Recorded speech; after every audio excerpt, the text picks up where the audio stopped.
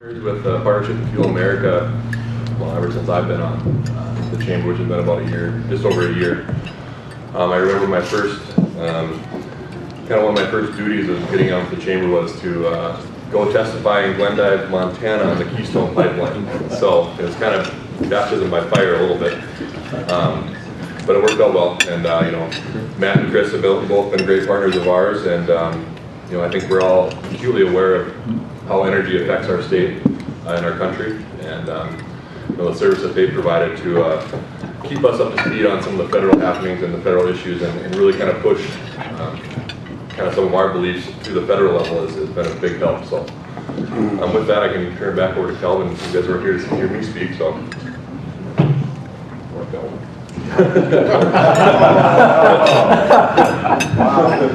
I think the NDU news just went up. So entertain us. Well, good morning. You know, first of all, thanks, Matt, for coming back out and talk to us. You know, it was interesting at the Committee of 100 meeting last week, which is the U.S. Chamber brings together 100 chamber execs a couple of times a year, and we get to meet and talk about what's going on.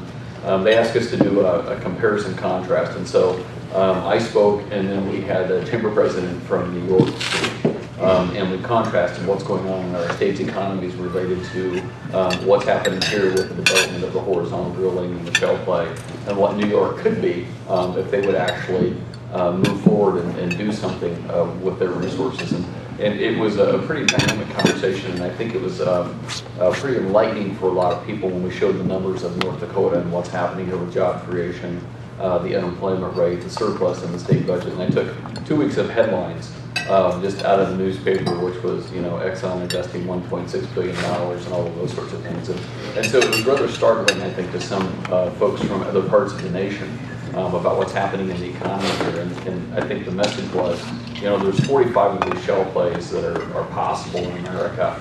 And if we would take advantage of them, the job creation and the economy could spring back pretty quick. So it's great to have you guys here. It's great to do an update. This is definitely an important conversation that I think will continue for quite some time, and we're anxious to hear what you have to say. So Matt, thank you. Thanks for coming out today. Thanks again for everyone for coming out, and it's good to see some familiar faces and a lot of new ones as well. I'm going to take a few minutes and go through, just give you an update on where we are, and for some of those who aren't as familiar with the Partnership with Fuel America and what we're trying to do, I'll reintroduce that, or introduce it to you.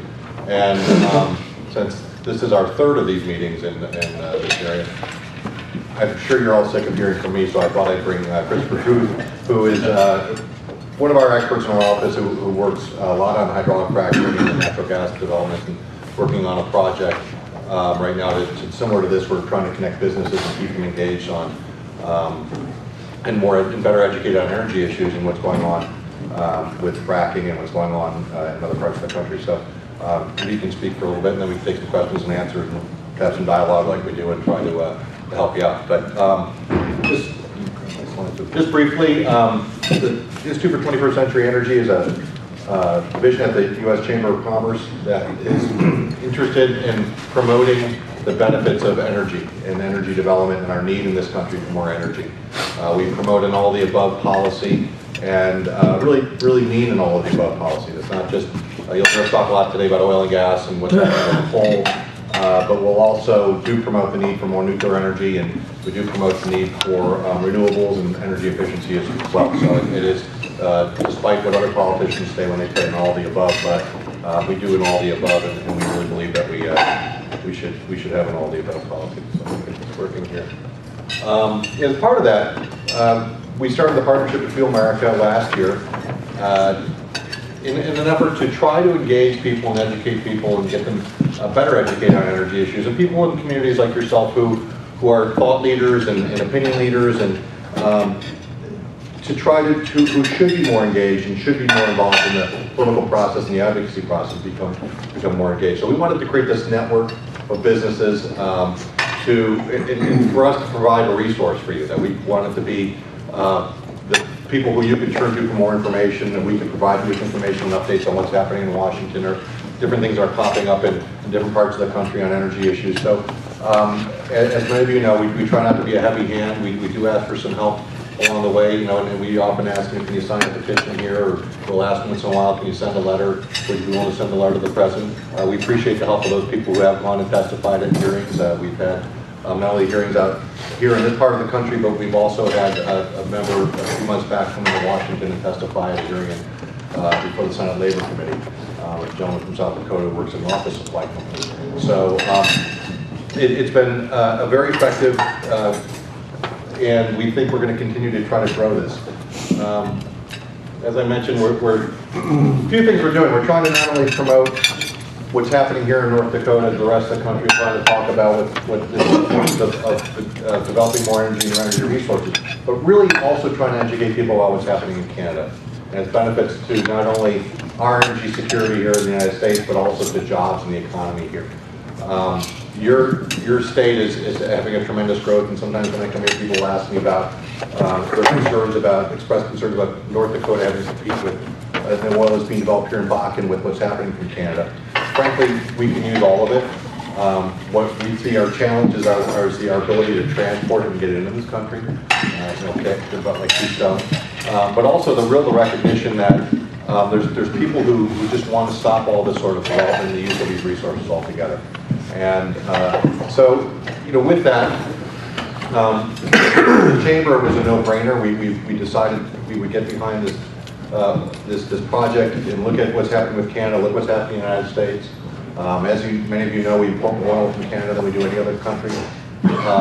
It's a safe, reliable ally, and for every barrel of oil we import from there, we're not importing from somewhere else in the country or in the globe that may not have our interests in mind.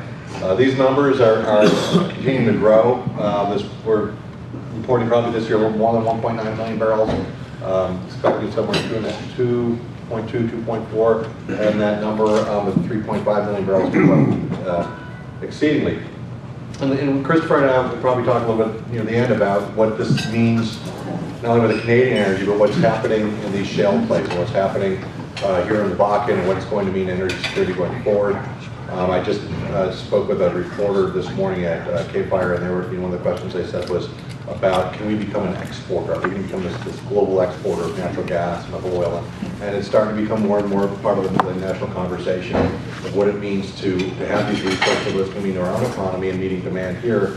But do we have opportunities to perhaps try to meet some demand in other parts of the world where we have growing economies?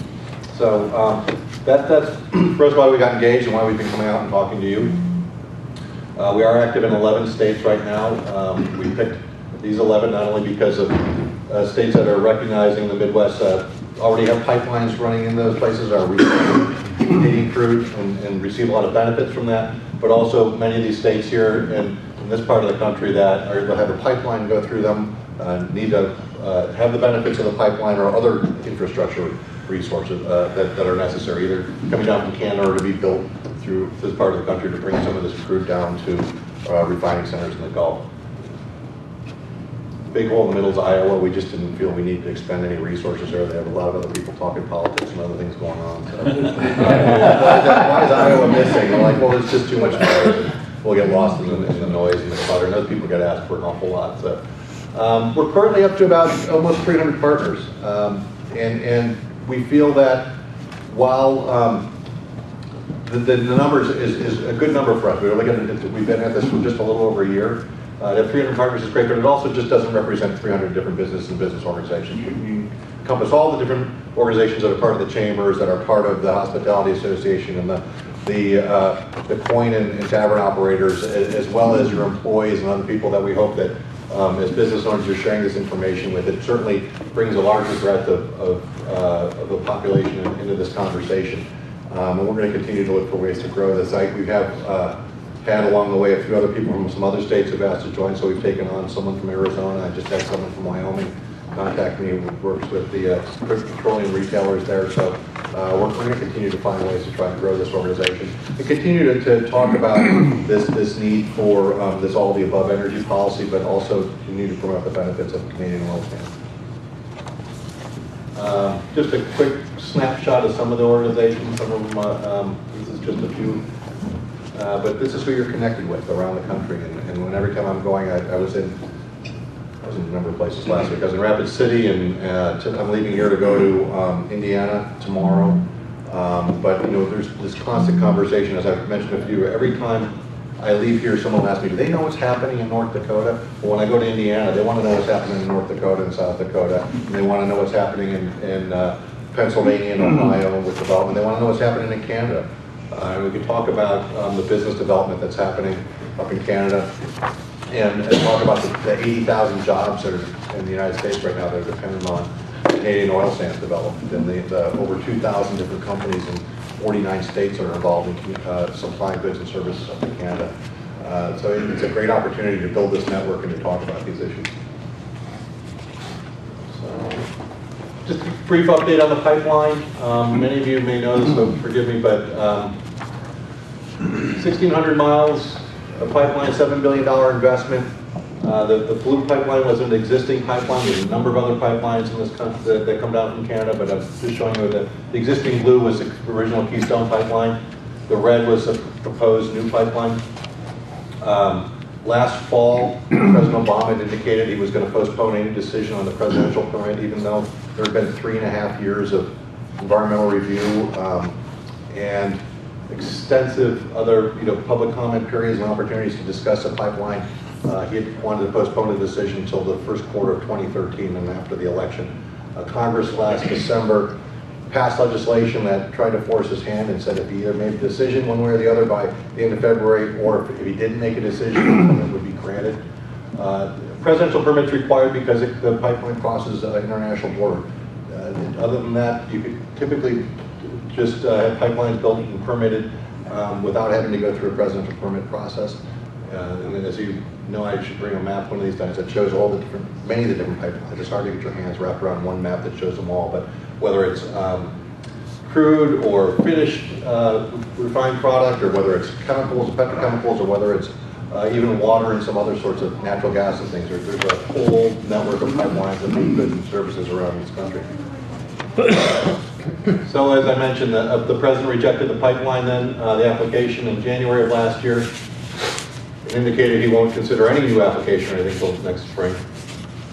In February, TransCanada announced it was going to go to work on that lower portion of the pipeline that didn't require a presidential permit. So just this summer, they started working on that. They had just simply to complete between February and the summer 2 Army Corps of Engineer reviews and a couple other reviews, and they've begun the work on that pipeline. That's going to relieve some of, similar here, a bottleneck of crude that's been bottling up in Oklahoma, and get a chance to get down to refineries in this, in the Gulf region. And then in May, TransCanada came back and submitted a new pipeline application. In the meantime, they had begun work with the state of Nebraska on what are some alternative routes to get around those sensitive areas that people were concerned about in Nebraska. And so, they submitted this application. They've gone through the process working with the legislature and the agencies. And just at the beginning of September, it indicated they had a preferred route, and they went through the process of putting it forward to the State Department of Environmental Quality. And now the next step is DEQ has to finish dotting some I's and crossing some T's, and they're going to submit the pipeline route to the governor, who then will make a decision on whether to recommend that route to the president. In the meantime, the State Department has started to look at what's the next environmental review and what's going to be required for this pipeline. We've submitted comments at the chamber to say that you should only be looking at the portion, the new portion that's in Nebraska. You completed 3.5 years of review on all the rest of it rather extensively. And in fact, you determined that it was a very low risk, and that in fact building the pipeline was a lower risk than not building the pipeline. And so if you're going to go back and review it, just review the small portion. There's been comment that was unfortunate when they requested the comments that the State Department indicated they wanted to hear about other environmental issues. They wanted to hear about some other environmental issues that they should be aware of that may not have been addressed in the initial 3 reviews over 3.5 years. So for us, we're trying to work hard to keep them to just that portion, because we don't want them to open the door again and have some other reason to delay this and some other excuse to go back and delay that we didn't hear about this, or we hadn't been aware that this environmental issue was going to be a problem. So. So in the meantime, we're waiting for the governor of Nebraska to make his recommendation. We're trying to encourage him to do so. We're trying to encourage the president to make a decision on this as soon as possible. We're trying to keep this process tight so that when the request does come from the governor, that there's not a lot of wiggle room for the administration to try to deny the permit. But again, we're expecting if the Obama administration wins, it'll be some decision in the spring. If the Governor Romney has indicated that if he wins, that he'll make a decision the first day of his administration. And it shows you where some of the politics are. And so I'm going to turn it over to Christopher to talk to you about some issues. I think it's good that he's here because there was a lot of questions last time about natural gas and what's happening with coal. Christopher's going to attend a couple of the meetings with me throughout parts of the country, but we've had a lot of questions about our own resource development here, and so he'll be able to talk about the lay of the land and what's happening throughout the country. But if you ever have any questions, as I mentioned, we want to be a resource. We want to be able to help you out. If you need speakers for events, if you need more information, if questions come up at work or at your chamber meetings or at some of your other organizations' meetings or over cocktails, I always like to say, or at after church or something in the neighborhood, feel free to reach out to us, and we're happy to help. And we're happy to try to provide you with information or point you to some people who are smarter than I am and can get you some of that right information. So, and if you haven't signed up for the partnership, we welcome you to sign up. If you need more information, there's our web address, or feel free to give us a call or reach out to Stacy or Kristen, or to, I was trying to think of Leslie. Leslie's going to have a baby, so that's why she's not here. And, but she's usually in town a few times a month too, helping out. So with that, I'll turn it over to Christopher and give you the. So thank you for coming.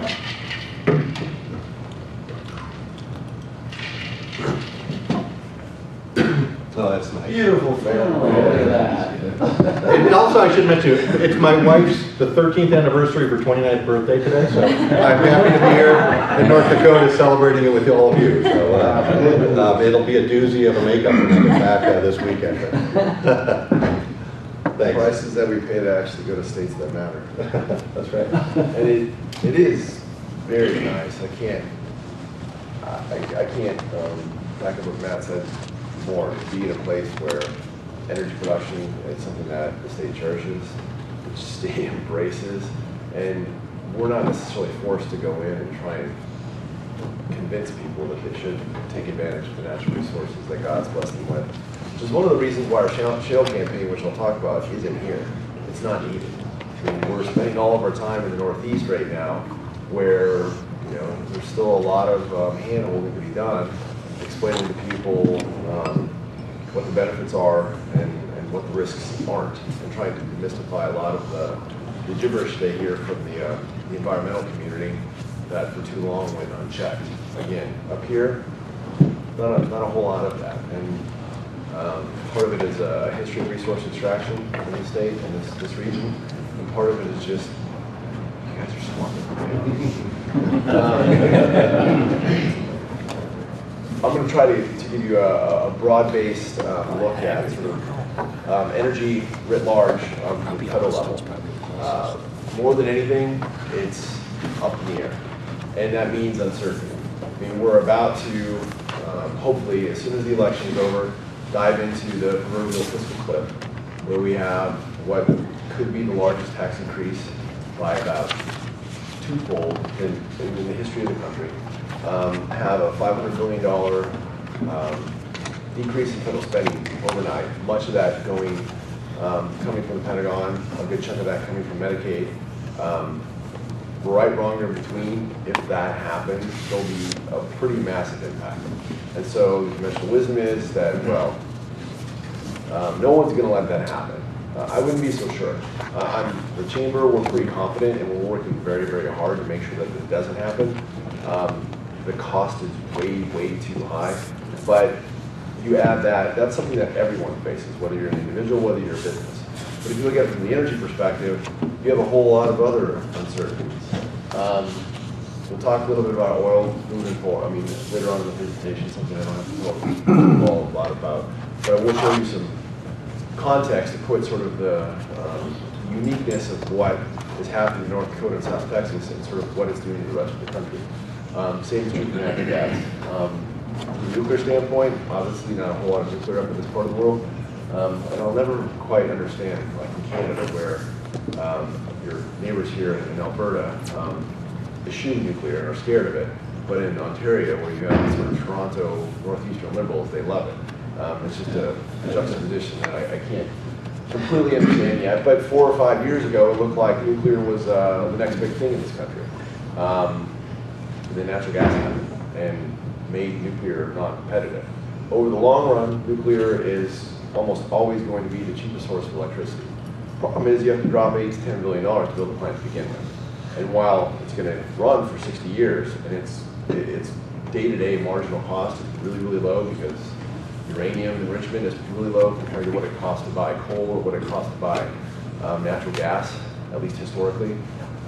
Wall Street only looks at it from a 5-year cycle at best.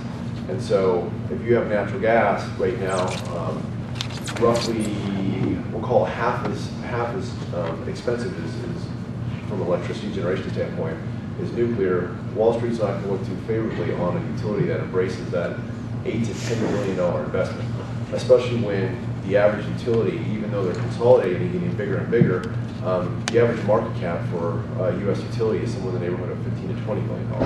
So if you're going to sign on a $10 billion investment, you're literally betting the farm.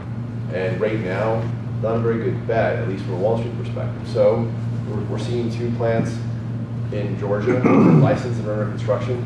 It's the first time in 30 years. I mean, that in of itself is remarkable. I mean, we've literally been stagnant for 30 years. But the projections that we saw, maybe even recently, 2 or 3 years ago, are leveling out supply demands. Coal, at this point, according to EPA regulations, you can't build new coal plants in this country, period. I mean, no offense, but it's not even with what yet still mythical carbon capture and sequestration technology. We know that that technology exists. It's very expensive, but it doesn't matter. According to the EPA, you simply build with that. So the next step is, well, what does that mean for existing coal-fired power plants? Well, we know that a lot of utilities are shutting down coal plants. We saw 2 just across the divide in Montana already announced. It's very difficult to meet the new, more stringent clean air regulation mandates without investing a substantial amount of money to coal plants, especially those that are over 25 to 30 years. So I'll give you a little bit of perspective on that as well. Policy supporting renewables and biofuels, very much in question right now. I mean, the sole single greatest driver for wind in this country is the production tax credit, a federal tax credit that expires at the end of this year. If you track the existence of this tax credit since 1992 up until now, it's expired 3 times, and each time it has expired, investment in wind has dropped to 0. Right now, investment in wind is almost at 0. It's basically at 0, with investors anticipating it expiring at the end of this year. And not knowing that it's going to exist on January, as an investor, doesn't make a very good investment for you. Which is to say, the Chamber very much supports the production tax credit. We support a very diverse portfolio of electricity.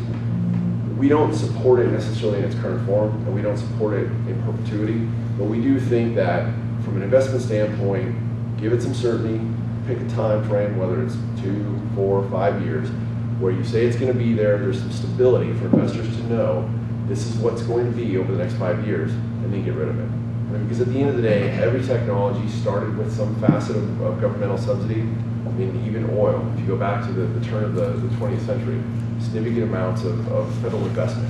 The federal government, at least according to what we believe, the federal government doesn't have a role in bringing new and nascent technologies up to parity.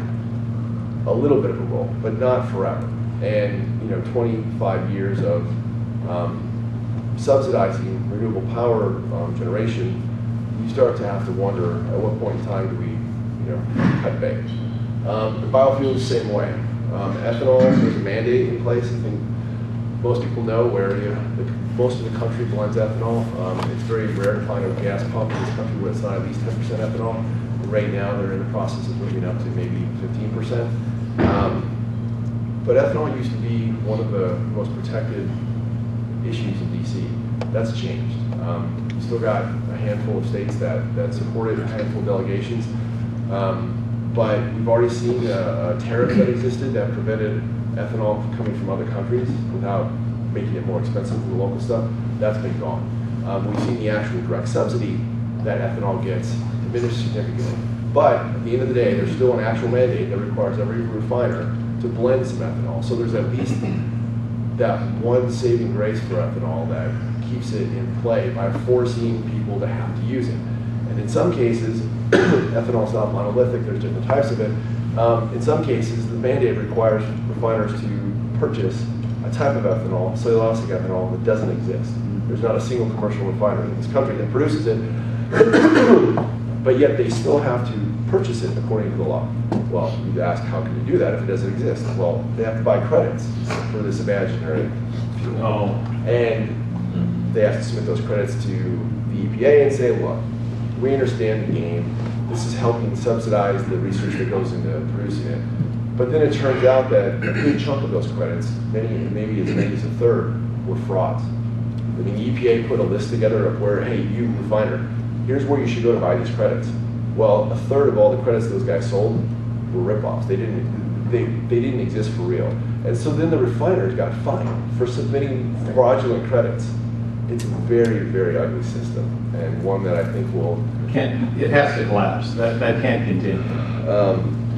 Hopefully it will at least be reasonable. The drought has brought a great deal of attention to it as well, as you see commodity prices impact the price of ethanol, and this decision, well, where should this corn go?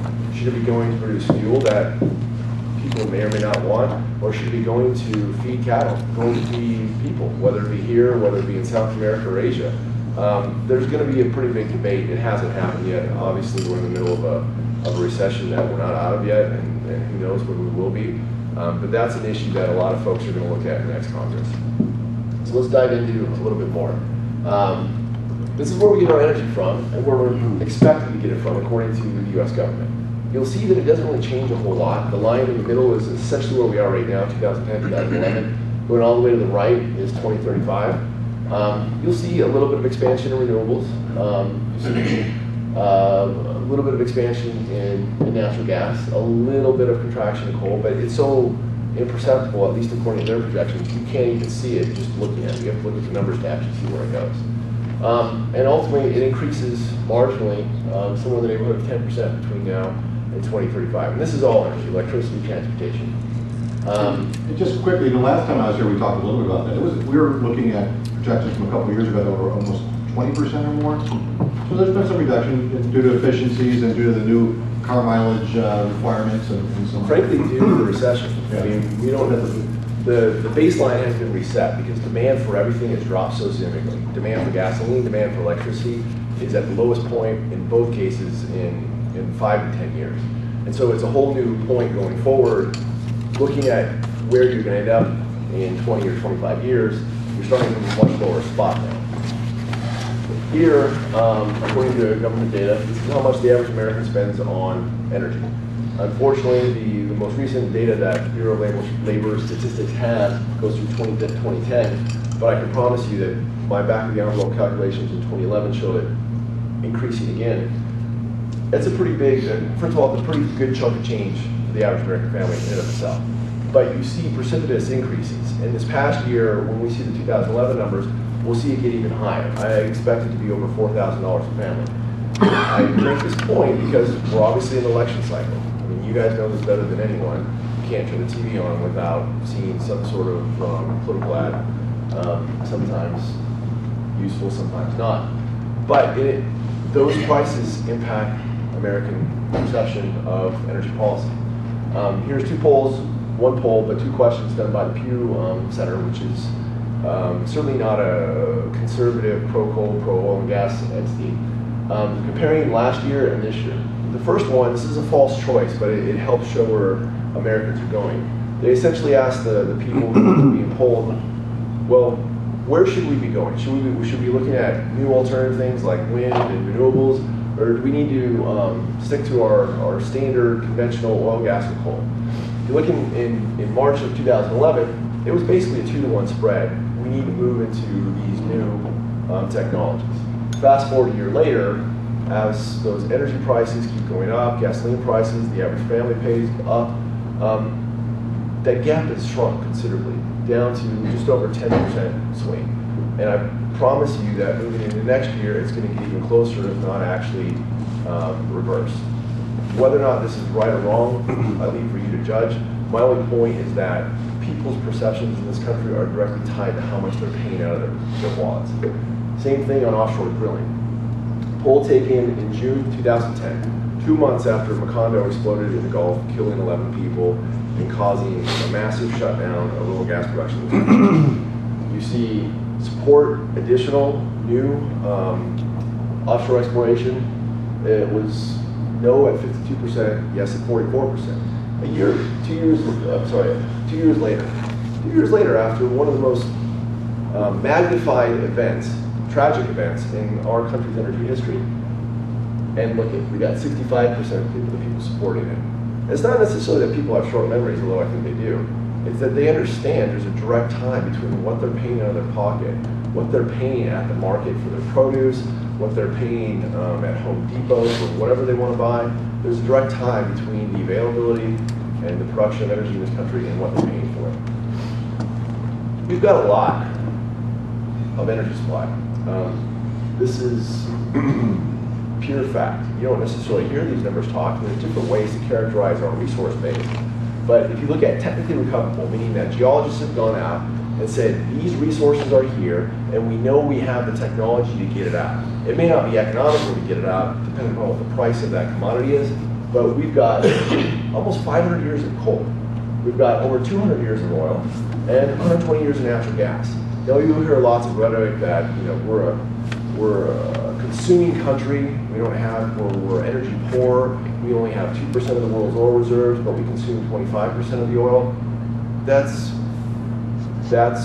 technically accurate if you look at crude reserves, which is a technical term. But first and foremost, which I'll show you, we don't know what we have on federal lands because we've never been allowed to go out and explore. And two, that's not technically recoverable, which is a lot different. I mean, 200 years is a big difference between the 20 years that proven reserves, which is what the White House likes to talk about. And then if you look at in-place resources, we know it's there, but we probably don't have the technology right now to get at it. We may someday. History dictates that we probably will. Look at that, 10,000 years worth of coal at nuclear level. No one in this world has anything close to a coal resource base like we do, but yet we're shutting down coal plants. Over 500 years of oil, not too shabby. Almost 600 years of natural gas. We are an energy-rich country. We have robust resources. We've been convinced, partially based on technology at the time, that we don't have anything, that we need to affect our policy. Washington is just starting to wake up to this. And I mean just starting, like the alarm is the first nanosecond of the alarm has sounded.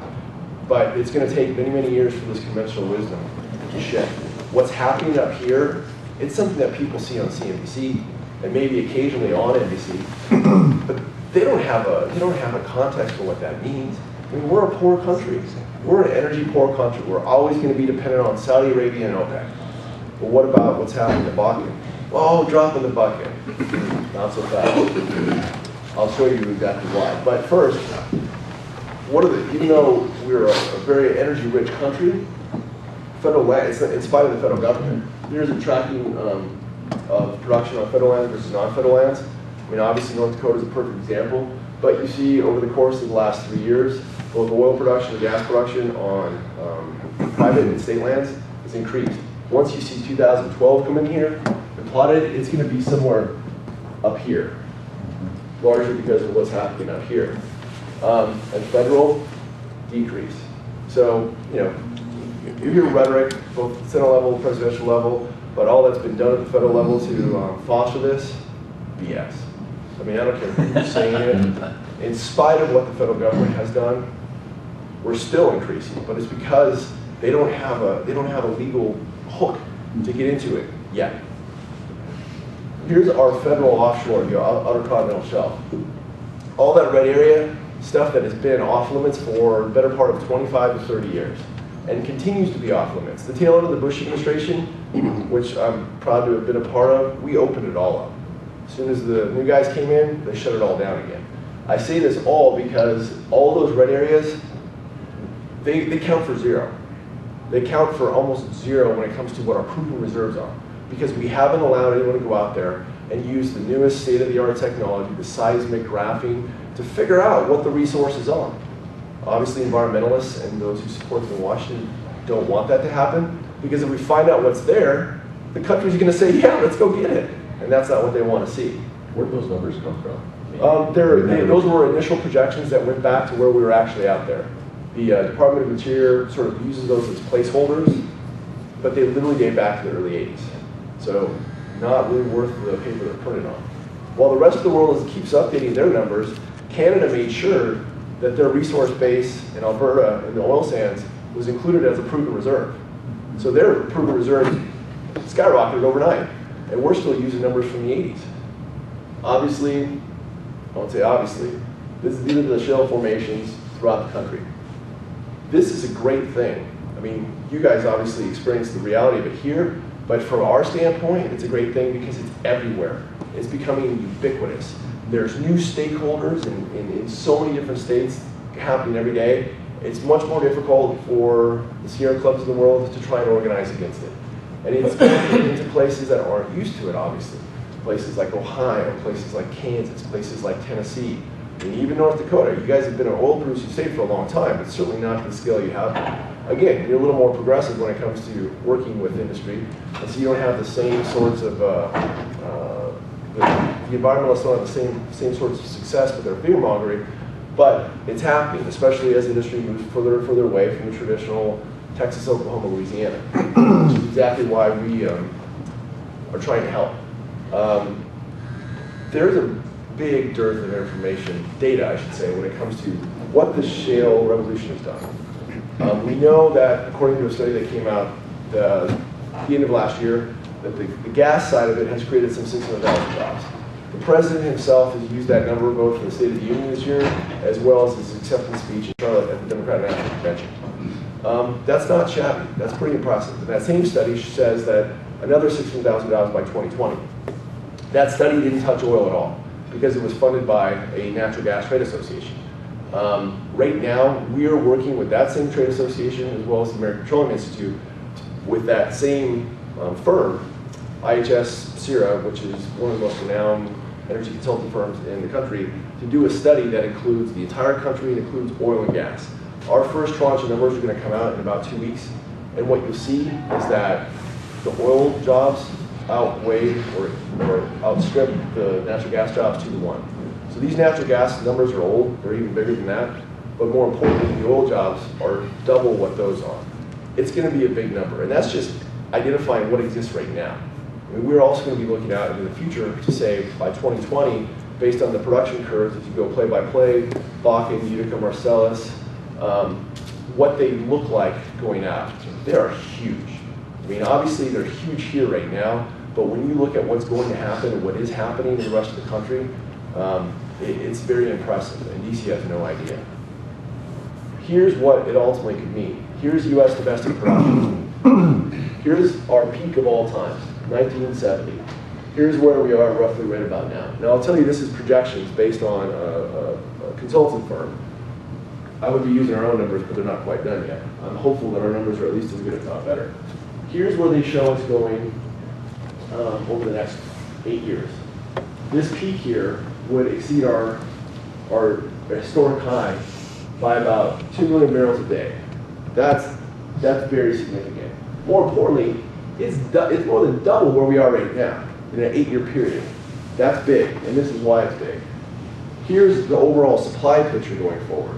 The blue is what we produce in ourselves, in our grounds.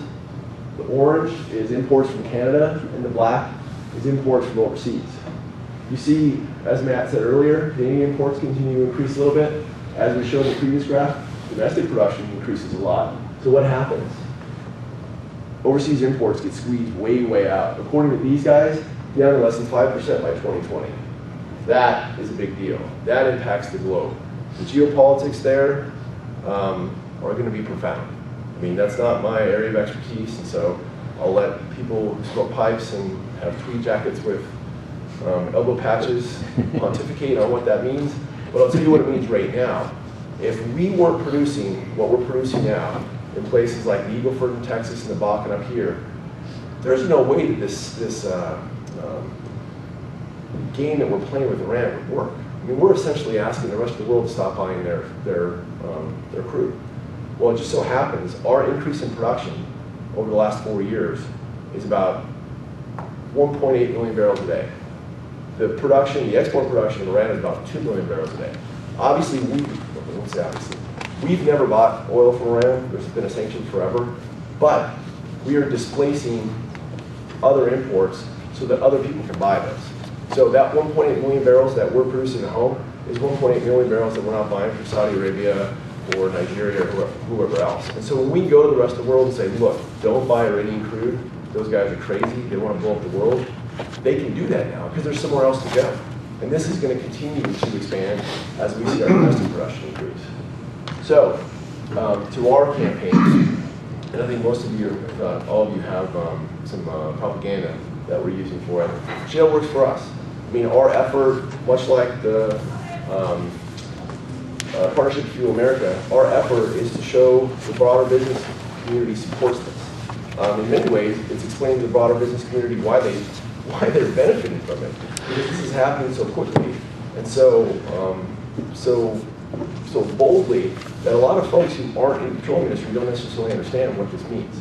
A lot of folks see it, like I said, they read the Wall Street Journal, they see CNBC and say, man, I really need to get into that, whether it's a machine shop or maybe some sort of retail outlet in and around the oil and gas fields throughout the country. We're helping them understand, but more importantly, we're helping the Americans in the states we're in. And right now, it's effectively West Virginia, Ohio, Pennsylvania, New York, and hopefully Colorado very soon. Because these are, again, communities where the industry has had some difficulty beginning. It takes a lot more hand-holding, takes a lot more education, and there's been a lot more environmentalists presence that we have to push back against. So as much as I'd like to be up here doing this, it would be a waste of money. I mean, you guys know why it's been so beneficial, better than anyone, and it wouldn't necessarily be a good use of resources to try and address those one or two environmentalists who hang out across the street at the Capitol.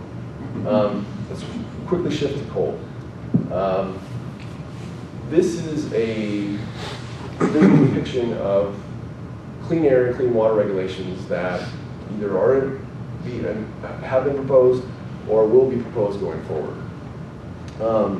You're not necessarily supposed to be able to read it. It's just meant to show you there's a lot coming forward. And if you're a utility and you have to decide what you're going to burn to meet projections going forward, it's very difficult to figure out what you should invest your money in. I mean, right now, natural gas is certainly the lowest common denominator. It's generally, at least from a Clean Air Act perspective, it's only got less emissions than coal. And frankly, more often than not, it's cheap, although coal's making a comeback now. Demand has dropped significantly, and prices dropped also.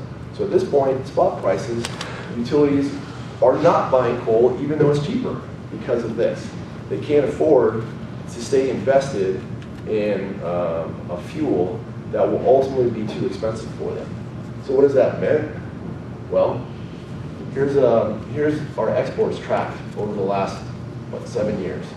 In the last 3 years, they've increased 120%. Coal companies, obviously a lot of coal comes out of the ground up here, especially in Montana and Wyoming.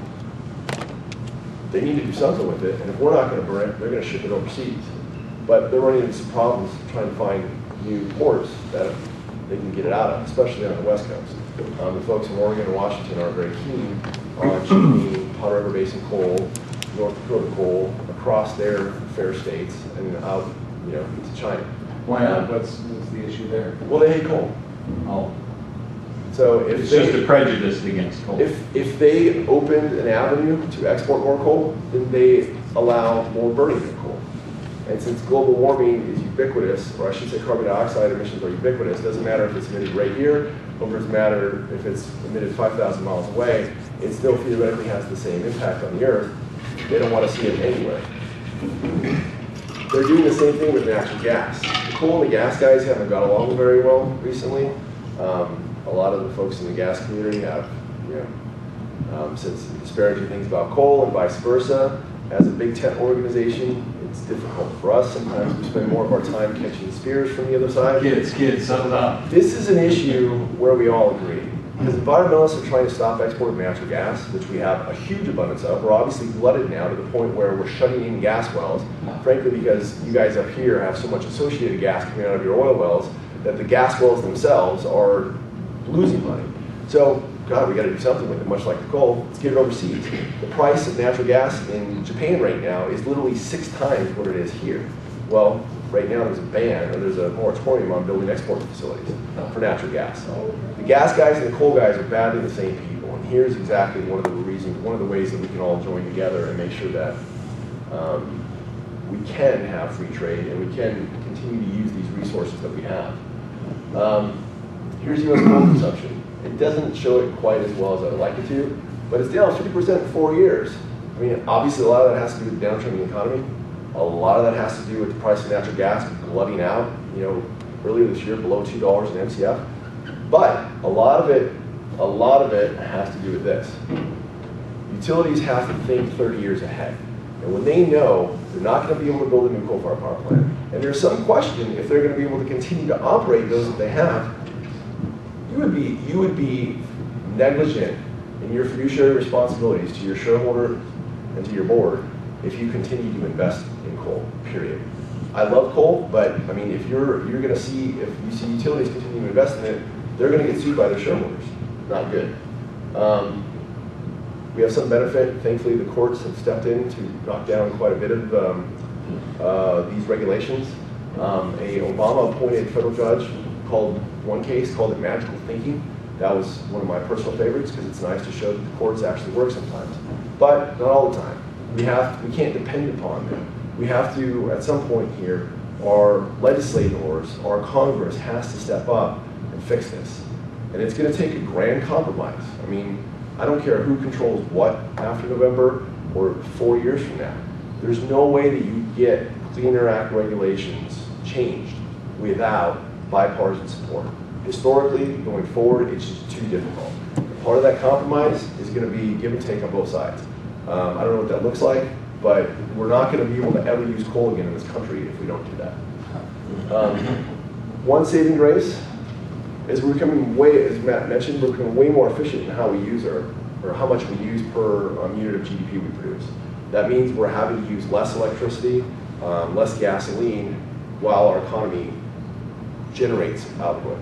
Obviously, our economy isn't generating much output right now, and so our use of energy is way, way down. But it's part of evolution of technology. And then ultimately, one thing I'd like to leave you with,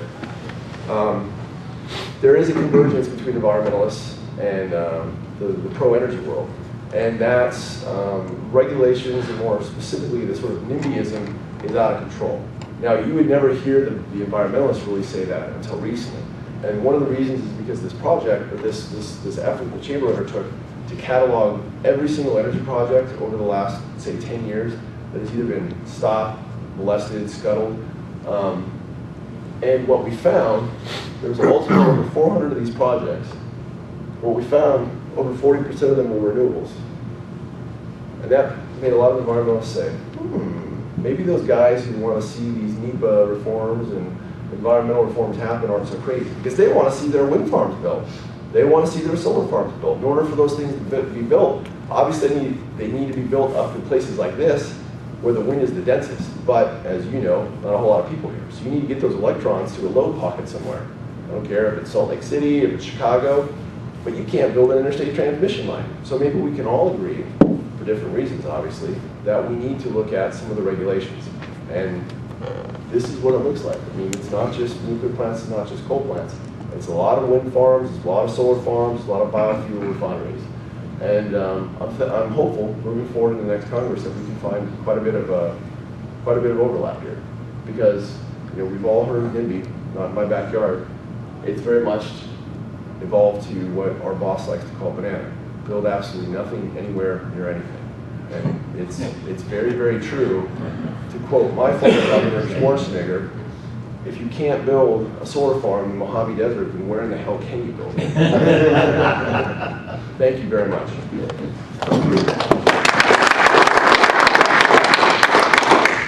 I just wanted, Rod is here representing the Canadian consulate, and we graciously agreed to show up. We've been having some of their participation at some of these meetings in parts of the country, which has been helpful as well. And before we go to Q&A, I just wanted to point out, we do have a lot of material for you. Slides are on, those thumb drives, you're welcome to take those with you here, but the packets are pretty informative. The Partnership for Fuel America information, some of you have gotten that already. Feel free to share that with other folks. There's some background information in there. Also, Christopher's Shell campaign that he's working on in the eastern part of the country, and we're trying to keep spreading the word about the economic benefits and what it means to other jobs, and not just about energy security, but what it's going to mean to jobs and the economy. And then our Canadian friends have put together a really nice packet of information about Canada-U.S. relations, the amount of trade that we do with Canada, along with some very specific information about certain types of energy that we import and export with Canada and that relationship. So there's some really good information there as well.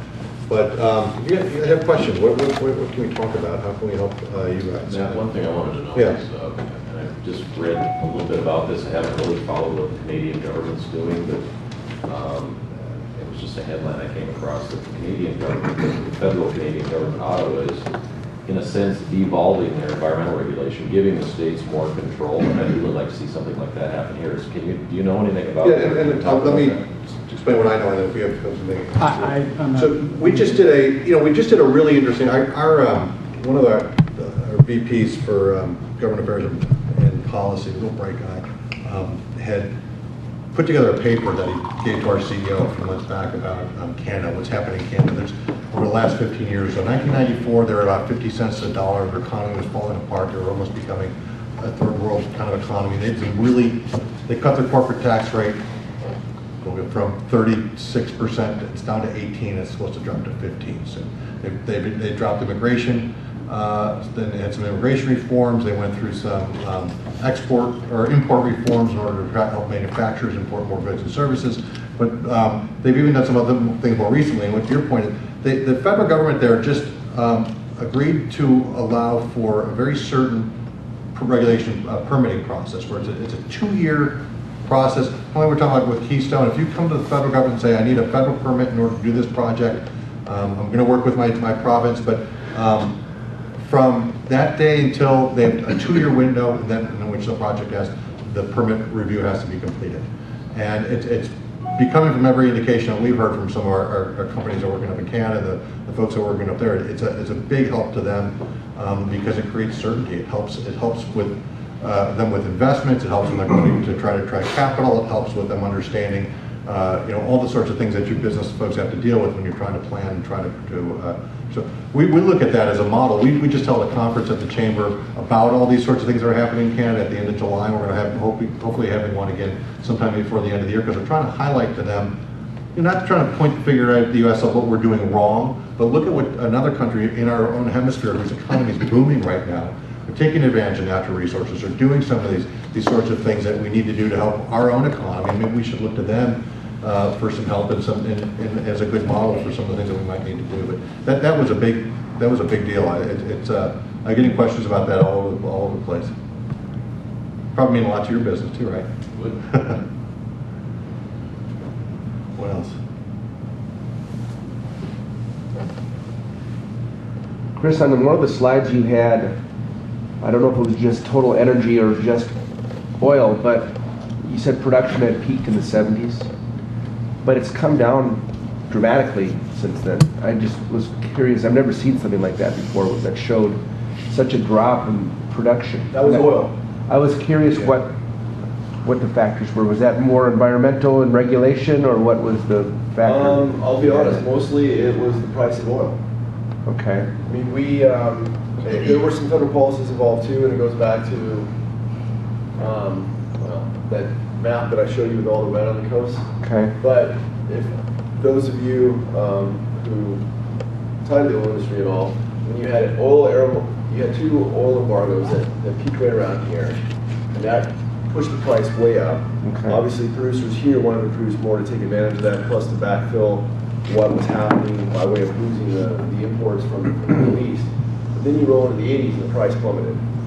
And there are many folks throughout this part of the Intermountain West and the Mid-Continent who experienced that bust.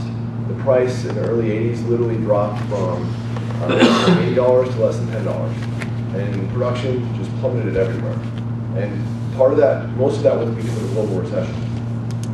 And then it was also part of it was OPEC. OPEC had really just kind of come together. And for what I would argue, in the only time in their history, they were cohesive in their policy. Right now, they set production targets and they all ignore them. And then they don't trust each other, and they're not a very efficient cartel. But then, when they first started, they were, and they could game the system. They had enough production to game the system, and they knew that there was a sweet spot. Can't produce too much because then people produce their own, or they switch to different fuels. Can't produce too little, or we don't make enough money. And what they're kicking themselves on, the Saudis specifically, is they probably produce too much. I'm sorry, they probably made prices go too high here because this is now happening. And this is kicking them right in the seat of their pants. So they missed their mark a little bit, maybe because they were being too greedy. But that was very real. And as much as I'd like to, you can't really blame the federal government for most of that. Although I will say that there was a windfall tax credit, or windfall tax put in place right here that made it more expensive for oil companies to produce in this country. And so they made it even tougher.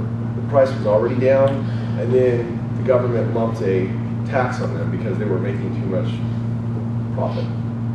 Well, thankfully that went away 4 or 5 years later, but in the meantime, we can look back historically and see that imports went way up during that time period, and production here went down even further.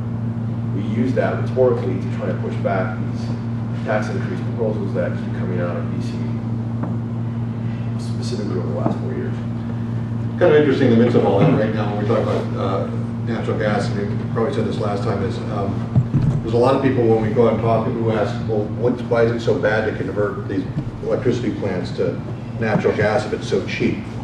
Because we also talk about the need for coal, because as we indicated, there's a tremendous amount of both of these resources, and we think we have to have them both in the mix, and we shouldn't be discouraging one to take advantage of the other entirely because we do need both, and we think it's advantage, particularly with coal, that we've had this stable supply for such a long time. And actually, the conversion isn't cheap. I mean, the conversion from gas to coal for these plants is very expensive, and you have a lot of these facilities where they've been paid off, the coal plants are not. They're not carrying them on their balance sheets anymore, where they're having to pass along those costs to the consumers. Where when you start to put on these new multi-billion-dollar conversions to gas, then that cost is going to be spread out to consumers for a long period of time. So as we look for these opportunities, we're looking to see where we can try to build the infrastructure to move some of this gas around. We are looking to avoid these situations where if we want to be able to export coal or natural gas, that we can't do it. We have a tremendous opportunity here, and we want to be able to take advantage of some of this opportunity that's happening with demand also globally. I mean, just think of all the gas that gets flared up here because there's not infrastructure. While at the same time, the Japanese would beg us to deliver that gas to them. And they shut down all their nuclear reactors after the Fukushima meltdown, and right now they're burning oil for electricity. They're burning more coal for electricity. The burning oil is not efficient, and it's also very expensive. That's not why God invented oil. He invented it to put in our cars. But the Japanese Prime Minister literally came to this country and essentially begged with the humbleness that head of state can provide the president to allow exports. And we're still here twiddling our thumbs waiting for them to decide whether or not they're going to allow that to happen. But if we could, I promise you would see those gathering lines built in the Bakken literally overnight and get that up to British Columbia and out on ships to Japan. Because that arbitrage between $3 an MCF and $18 an MCF, there's a lot of money to be made there, and someone's going to make it. And right now, it looks like it's going to be the Australians and the Malaysians and not the Americans. So much of our problem is this, either lack of information or misinformation.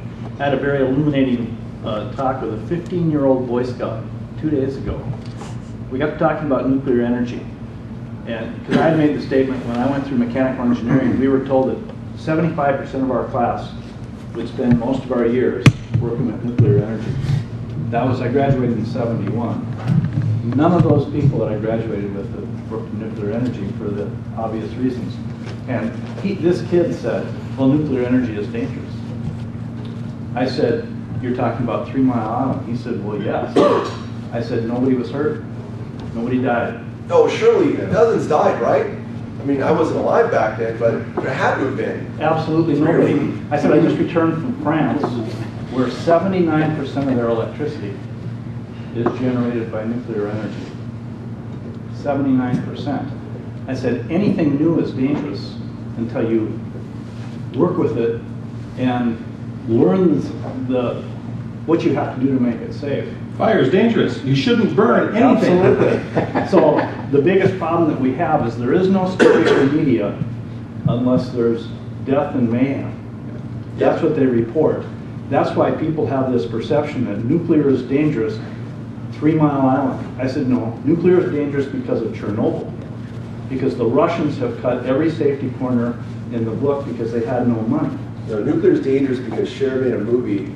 Yep, the China syndrome. That said it was dangerous. And everybody thinks of that. It literally came out 1 month before the meltdown at 3 Mile Island. Until we change the educational process in this country. But I will say the one saving grace is that public perception, at least on the nuclear side, public perception has almost zero impact on federal policy. Thankfully, we have an independent regulator that is full of a lot of proud, pocket-protected, wearing engineers and physicists who aren't allowed to be influenced by that.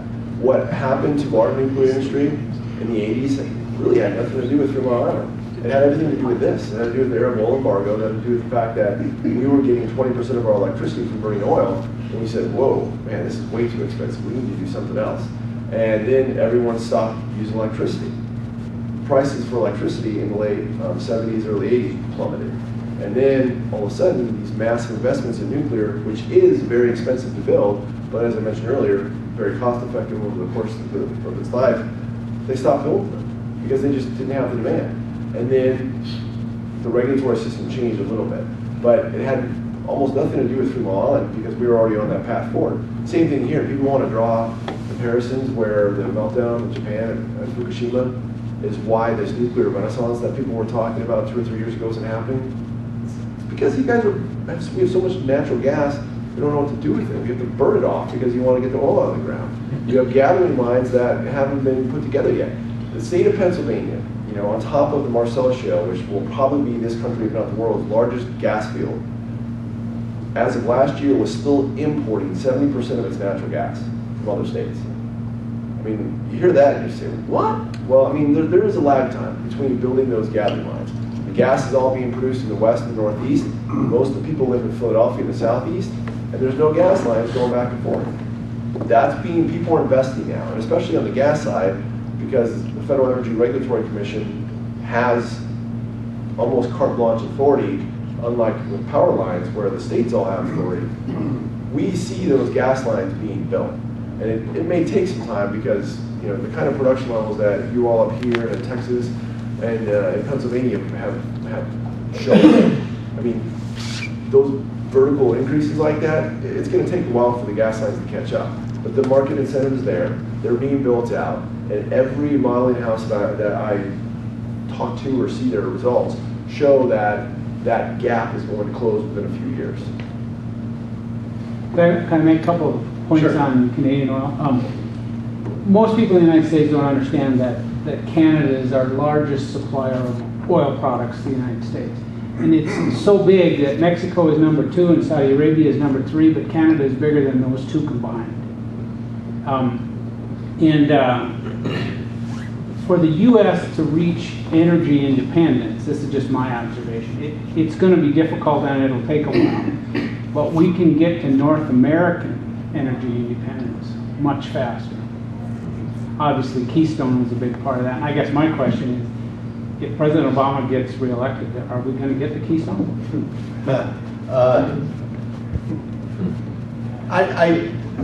People are all over the place in their answer to that. I think there's people in Washington will tell you He's gotten past the election, and his legacy, what does he want his legacy to be? What does he want to talk about? Is it that the economy was so bad, that things were bad? Here's an opportunity to help labor out, to make a step forward and trying to help project that they're doing something about jobs.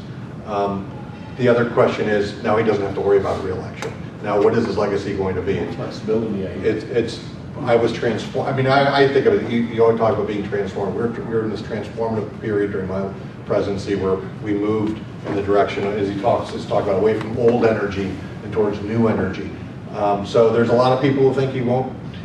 So I think, for me, it depends on what day. I personally think that I'm a little more cynical, and I think he won't permit it. And in the meantime, as this is, we are finding other ways to get the resources. There's Canadian pipeline people who are turning around. They're finding other ways. Enbridge is expanding one of their pipelines to bring us. The market's still here. There's still a market demand, and business is smart, and they'll find a way to try to get that resource here. So people are trying to find ways to do that. But to really the slap in the face to a private investment, to what it means to jobs in the economy, to why some of you are here, that you not only understand the benefits directly of energy development to you, but you also the indirect benefits all along the route of the pipeline route for the companies that we're dealing with in the partnership in other states. They understand this, and they understand the benefits. It's not just about, for them, the oil coming in. It's the jobs related to the pipeline. It's the energy, the power lines that are going to be strung in order to power the pumps that are providing electricity to parts of our state that we didn't have it before. We can now do light industrial, light manufacturing, and other sorts of things. There's all sorts of residual benefits. It's just hard for me to imagine that we live in a country that they would be willing to do something like this. But I happen to grow up with this fellow that now works for the National Wildlife Federation, and by chance he lives in my neighborhood now. So I grew up near him, and now we live in the same neighborhood. And I often, he shoots me these emails about something he's spouting off about these resources and whatnot. And every time I ask him, so Joe, what is it how do you see the future? What is it you really, if you hate all this stuff, how do you see it? And he goes, look at the sky. It's that great globe in the sky that's going to power all this sort of stuff. And I said, well, the same transformations in technology that you're talking about are happening on the other side. They're happening in electricity generation. We're moving, Shell is doing a huge carbon capture and storage project up in Canada. There's huge investments in that. Even the hydraulic fracturing and the use of directional drilling, what's happening here is all because of transformative technologies and things. So people are catching on. Some of it, as you talk about with your kids, my kids come home from school and they like to bait me, but I've gone and talked to the classrooms, and there's this begrudging kind of apologetic thing. I know we have to drive to school, but wouldn't it be great if we didn't have to, or use fossil energy? And also, why? So you get into some of that sort of the political argument, but there's people who really just fundamentally believe that we're going in the wrong direction. I never get a straight answer other than this globe thing in the sky. I have a friend who, when I ask about where do you think the energy is going to come from, he says they think it's rainbow dust and unicorn poop because it's all imaginary stuff. It's going to be fueling our vehicles and our power plants going forward. But like I said here, when you have the Sierra Club running a Beyond Oil, a Beyond Gas, or Beyond Coal, and now a Beyond Gas campaign, meaning that we need to move beyond these things. We need to embrace renewables. How do we get the electricity? Like Matt asked. Oh, well, of course, we build wind farms, we build solar farms. We look at hydrogen, hydrogen fuel cells. Okay, that's all fine and good, but if you go and look at our study, you see at least a dozen cases where local Sierra Clubs have block wind farms, have block solar farms. So when push comes to shove, they're national leaders who raise money off of this. They believe in sort of, at least in their mind, a cogent energy policy, but they can't keep their Looney Tune members in check. They go out and they stop everything. So at the end of the day, they're beyond energy. They're beyond society. And we're at a point, especially at a time of economic decline, that, that's just not, that's laughable in this country. And they need to be exposed for what they are. And if you go back to the North American energy independence, I don't know if he's going to approve it or not, but I'll tell you one thing, the federal government is losing more and more levers every day for how to control production of fossil fuels. And they have coal pretty well cornered right now. It's going to take a lot of work on our part to make sure that we're able to use that massive resource base for 10,000 years. Crazy. But in this case, because it's happening on private lands, there's very few things they can do. So if you are somebody who wants to be a transformative president, somebody who doesn't want to transition this country from the dirty old fossil fuels of yesteryear to these fancy new, not yet commercially viable technologies, Keystone is one of the few things you can control there. Because as this is happening, non-Canadian imports plummeting down to less than 10%, not a whole lot they can do about it. Do you have a question? Oh, yeah, I was just going to comment that Christopher mentioned the Sierra Club a few times. He mentioned the National Wildlife Federation. And then, of course, there's the Ducks people.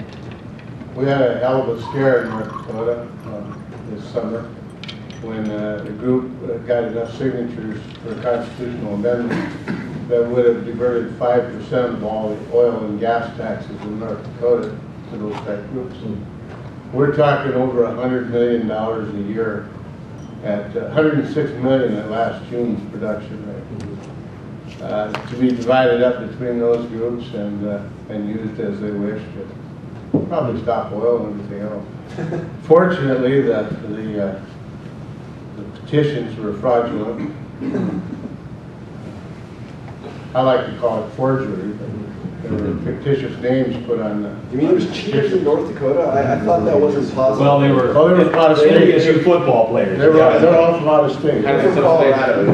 They were born and raised there. So, yeah, I just wanted to comment on that. Minnesota passed a similar thing a while back where they diverted some tax dollars. But this would have been horrendous. And do you see that as happening around the country? Or?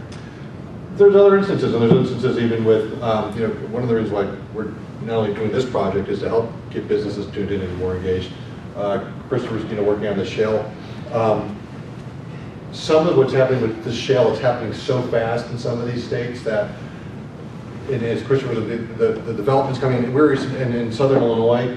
They're having people coming in and buying leases. They don't even know what's there yet, and they're because of the region and so we have some of these other trade associations, local, coming to us and saying, we don't know what's going on, and we're getting overwhelmed. We're having phone calls and people are coming in to buy leases and talking to homeowners and landowners, and we don't even know how to guide them or give them direction. These things are happening so fast, and then you have the opposite where you're having the environmentalists coming into these communities and doing the same thing at the same time. So it's a real challenge, and it's going to be a real challenge for these state legislators because you're finding these petitions coming, you're finding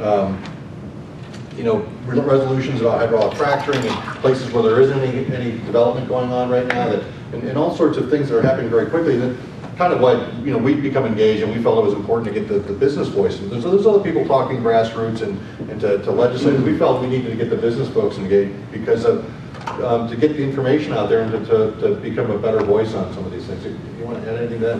Well, the one, and this is starting to gain traction. It's something we've been working on. There's a long history in our environmental laws, the federal laws, the Clean Water Act and the Clean Air Act that were passed, thankfully, before I was born, so you can't blame me, but I look at all of you with a little bit of skepticism. The late 60s, the late 60s, okay, we need to clean up the environment, and there's a large notion of having citizen lawsuits and accountability brought from the average American. Nowhere else in the law can you or I have standing to sue the federal government for not doing its job, unless we were specifically harmed. But under the Clean Air Act, you can. You can go into court and say, I breathe the air, and under the Clean Air Act, I'm entitled to sue you, federal government, for not shutting down that coal plant. It should be shut down under your own nitrous oxide emission requirements. Not only can they do that, but then they can recover the money from the federal government for their litigation expenses. So Sierra Club, Environmental Defense Fund, and a lot of other ones that are even worse than Sierra Club, they have a cottage industry, and this goes to the funding mechanism, where they go into court, they have their own set of lawyers, kind of what you would expect. Not the greatest lawyers, because the greatest lawyers are on Wall Street getting paid a lot of money, these guys don't. But they go into court, they generally are successful, and even when they're not, they still get paid. And they get paid a lot of money from us, from you and me and everyone else who pays federal taxes. And that is, I understand the concept of why it was there, but I look back to the 60s and there was a there's something bad in the water. And that's something that we really need to address. We're working right now. There's a lot of good bipartisanship on this issue, but for no other reason than because of the fiscal austerity.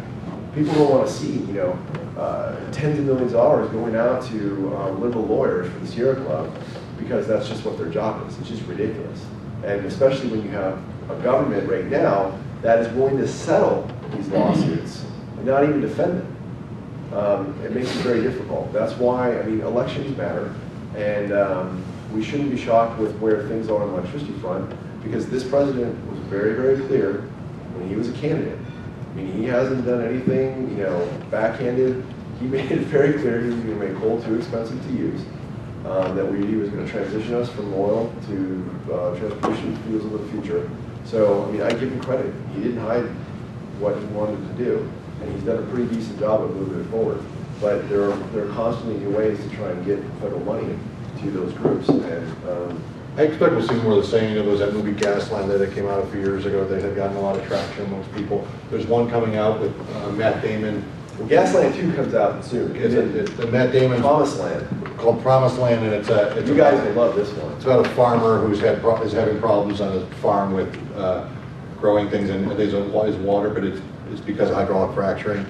And the interesting, it's starting to get a little traction amongst the blogosphere and people. It was someone who funded it. Oh, the UAE, United Arab Emirates. It was a bunch of rich shots. I don't fault them. They like to get involved in Hollywood, and but it looks bad when the people who are going to get hurt the most because of what we're doing by way of producing our own energy are funding anti-ones. But the best part about this is, when they started writing the script for this movie, they were using lots of the same critiques about how fracking is going to foul water and it's causing breast cancer and all of these things that have been completely debunked in the scientific community. So I'm not sure why they did this, but they wanted to be a little bit honest about it. So they said, well, we have to address this. We can't use these same arguments that Josh Fox used in his Gasland documentary because, we'll get blown out of the water. So how about this? This is only in Hollywood. How about we'll have someone making those arguments in the movie, and then it'll turn out that he actually works for the oil company.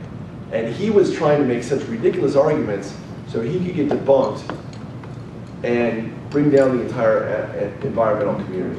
So they're able to, in one full swoop, still make the same arguments which they know aren't true, and then make the oil company look even more devious. This is coming out December 28th, just in time for Christmas and vacation. Also what's happening is that he's gone to places in Pennsylvania and tried to engage people in the citizenry and these people are become very outspoken very quickly that they lied to us. This is not what they told us when we were going to be on film and doing what we signed on to do. So it's very disingenuous. But these are the things that are driving the public. These are people who are, and it becomes these projects even more important.